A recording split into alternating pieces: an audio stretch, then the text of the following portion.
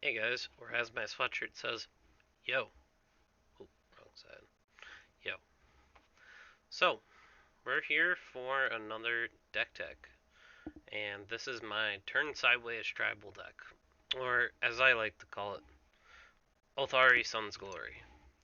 Now, Otharri Sun's Glory is a 5 mana 3/3 that whenever it attacks, I get an experience counter, and you get a 2/2 red rebel creature token tapped and attacking for each experience counter that I have. And the most important text that everyone forgets about, and that I have not used even once, if you tap 2 colorless, a red and a white, and tap an untapped rebel you control, you can return Otharri to the battlefield tapped under your control. I have not used this once, and I do not plan on using it. I would rather just recast it from the command zone. It's pretty much just as expensive, and if Otharri's removed from the board, it's probably not coming back because I probably don't have a board to commit to. When I initially saw this card, I thought this looks like a ton of fun, just not committing a ton to board and just getting a lot of value off of your commander. So I eyeballed this card for a while and said that I wanted to build it, and then finally ended up building it after about a year later. The main inspiration for this deck came from my previous Narset deck that had a lot of the equipment that I have in this deck, but did something a little bit differently. So I wanted to put that equipment that I had in that Narset deck to good use. So here's what I decided to throw together for my slightly casual but yet still kind of competitive for Commander. So it's just high-powered EDH here. We got 21 creatures. We decided to throw in Adeline, which Adeline's just a little bit of a creature generator. Kind of helps me go a little bit wider by only committing Adeline. I decided to go with a Curie just for a little bit of card advantage. Let me move this over here so that I can see a little bit better. We decided to go with Aurelia as well, just for the extra combat phases, which is a lot of what the deck is based around. Some protection off of Bastion Protector, Combat Celebrant, just to get an extra combat as well. Danitha is just for our equipment reducers. We have Esper Sentinel for some more draw, some more proliferation with Grateful Apparition. Aroas just to protect my commander a little bit. Calmine, which just gets my experience counters up a little bit wider, and it's also a second threat that can just go wide on the board. Well, not go wide, but swing sideways on the board. We have Carlock, which is just another extra combat phase. We have Lizelle, which is another proliferating tool. We have Morag, which is another extra combat. We have Norn's Choirmaster as a proliferating tool. We have Odgertalk, which is one of the very few extra token generators that I run. We have Port Racer for an extra combat phase, same for Scourge of the Throne. Sir Ascendant just as our life gain and another big early game threat that I can throw down. We have Stoneforge Mystic for our equipment tutors. We have Welcoming Vampire for some card draw, and Witty Roastmaster for some going wide damage to everyone. We only have a couple tutors in this deck, so we have Open the Armory, which will allow us to go and tutor for an equipment. There's not really any auras in this deck. I decided not to run the aura that would allow it to come back if it dies, just because most of the removal that you'll see in Commander is just straight exile. So you're seeing the Path to Exiles, you're seeing your Swords to Plowshares. So Open the Armory is primarily just for equipment. We have Relentless Assault for an extra combat step, same for Seize the Day. We have Steel Shaper's Gift, which is here to go and grab me any sword that I need. We have Waves of Aggression as well for another 2 extra combats off of that.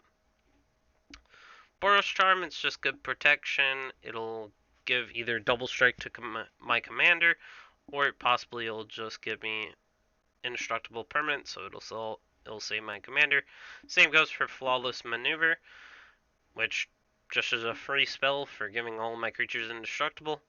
We have Enlightened Tutor, which just another way of going and grabbing things. I opted not to run Gamble in this list because most of the stuff that we want to grab we don't want to discard, and there's not a lot of things that we want to discard. We have Generous Gift just to go and get rid of something that we don't like to see. We have Path to Exile, which is just our standard removal package. Same goes with Swords to Plowshares. We have Savage Beating for an extra combat as well. Our Teferi's Protection for some good protection and keeping myself alive and in the game. Wild Magic Surge, which I believe I decided to try as opposed to running Chaos Warp, and I wanted to see how it performs as opposed to Chaos Warp, just because you can possibly save a mana, and I wanted to see how well Destroy kind of played out as opposed to running something that just shuffles back into the deck and you can get the same thing. We do have a lot of artifacts, and we have considered a couple upgrades like Mox Opal, but we do not run the strong EDH package in here, just because of the amount of money that it would cost just to fund a EDH budget on this. So, with that being said, our artifacts are primarily for ramp, but there's still a couple swords in here and equipment. So we have Arcane Signet, our Bladehold War Whip, which will create some rebels for me. Boros Signet for some good ramp. Commander's Plate, that'll just help me get my commander through. Ember Cleave, which is one of the best equipment, so just for hitting twice with my commander and gaining double the amount of light that he's hitting for on that first time. A lot of people will say, oh, it's just 3, that's fine. No, it's actually 8. And most of the time it will only cost 2 to flash out just because of the tokens that come in tapped and attacking with it. So Embercleave is a great addition to the deck. We have Felwer's Darn for ramp. Hammer Nazan just makes sure that my commander sticks around. Just gives it a little bit more power, and trample as well. Oh wait, no, it actually does not give trample. It's my mistake. Gives it +2/+0 and indestructible, so it'll just allow it to sit around for a while. We have Helm of the Host here. It just is another way of getting another Otharri out and getting more experience counters. It's a really interesting concept that I haven't even gotten able to pull off once before. We have Hexplate Wallbreaker, which if I do ever equip it to my commander, it's just another extra combat phase, which after I attack with it, it needs to connect. I'll just take the extra combat phase and get 2 more experience counters. Now I have 2 forms of Lithoform Engine in here. I've only cast Lithoform Engine once, and the same goes for the other card that I'm about to show you. So Lithoform Engine we're just typically using to copy Otharri's ability, just to copy the proliferation of my experience counters so that I can get extra creatures. We copy that and then do it again. The same goes for my Strionic Resonator. So we copy the triggered ability when it attacks, we get extra dudes. We have Mace of the Valiant, which super good. It just goes up very, very high as we attack with Otharri. It's good equipment. Might get changed out eventually, but we'll see how it goes. It's performed very well, and the counters have been getting very high on it. After you get about 3 attacks off with Otharri, this is typically at somewhere between the 6 to 9 range. We have Mana Crypt for mana ramp, Mana Vault, so it serves the same purpose. We have Soul Ring as well. We have Sun Forger, which allows us to tutor for our red or white instant or sorceries, so that'll typically grab us our Teferi's Protection, or it could also give us the removal that we need to connect. We have Sword of Feast and Famine, which is protection from black and green. Another way to just equip and start going wider on my board. Sort of Truth and Justice, which is just a proliferator, and it gives us protection from creatures. It gets a little bit wider and allows it to hit a little harder. Our Talisman of Conviction, which is just standard ramp, and our Thought Vessel, which typically we don't have a max hand size, but we decided to run this over the Worm Power Stone, the Mind Stone, but I really should be running Mind Stone over Thought Vessel now that I think about it. But we did just add in a lot more draw power to the deck, so Thought Vessel might eventually become a Mind Stone. We'll have to see. Some new equipments that I decided to put into the enchantment slots. So we do have Aggravated Assault. We have Anointed Procession, which is brand new to this deck, which just gives me extra tokens. It's one of my 2 token doublers, which I might add a third eventually depending on how they perform. But Aggravated Assault is just here just to give me extra combat steps. Anointed Procession for the extra tokens. Forge Anew. It's a good way to get back any of the equipments that we got sent to the grave that someone might have blown up. And it brings it back, and we get 1 free equip a turn, which is pretty good. So we have Roar of Resistance as well, which will allow us to have our creatures hit for a lot harder. I haven't found a great opportunity to cast this yet, so I'm thinking it's not as good. There used to be an infinite combo in the deck that I ran with Roar of Resistance, but I'm not as interested in running it anymore. So Roar of Resistance might be on the chopping block next. We have Sigarda's Aid over here, which is just an easy way to reduce cost equipments, and it gives our auras and equipments flash. No auras in the deck, so it's strictly there to read equipments, have flash, and equipments instant equip. We have our Smothering Tithe, which is just treasure generation. It's a new addition to the deck. I wanted to try it to see how it goes. And we have Torcasa's Welcome, which will trigger only once a turn.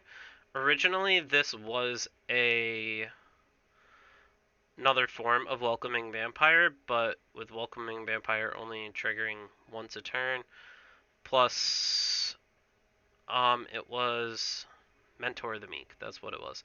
Mentor the Meek, you have to pay mana into it, and I haven't really found an opportunity in which I have that extra mana to tap to draw a card. So Torcasa's Welcome, or Tocasia's Welcome, I should say, is something I'm trying out to see how the card draw is with this. And we decided to try out War Leader's Call. I spec'd out on this card back when it had been spoiled and was only a couple dollars. Turns out this card's fantastic. Turns out it's also just another copy of our Witty Roastmaster in the deck. Plus it buffs our creatures. There's no reason why we wouldn't run this. Our lands are pretty standard. We're running 10 mountains, 9 plains. We have our Battlefield Forge, our Buried Ruin, which might be on the chopping block for basic eventually, because I haven't used it more than once, and its performance hasn't been that strong. We have Clifftop Retreat, our Command Beacon if our commander tax gets way too high. We have our Command Tower as well. We have Exotic Orchard, Fabled Passage, Karn's Bastion as a form of proliferation. We have our mountains, our Needleverge Pathway, which just is a good dual land in a sense. We have Rugged Prairie, we have Sacred Foundry, Slayer's Stronghold, which I haven't used once before, so I'm not sure how good it really is in the deck. I haven't even drawn it once. We have Sozakon, Crucible Defiance, which just creates blockers if I ever need them. Spectator Seating, another dual land. Sunhome, which also might be on the chopping block. It's a lot of mana investment just to do it once to give my commander double strike. I'd rather play something else that might do more damage as opposed to investing it into a double striking 3/3 commander. I have Temple of Triumph here. Does come in tap, but it allows me to scry. And we have War Room, which is pay 2 life, draw a card. But yeah, this is my list. If there's anything that you saw in this list that you think that you would change or have a strict better upgrade, let me know. Feel free to put a comment down below and give a like if you like this type of kind of video.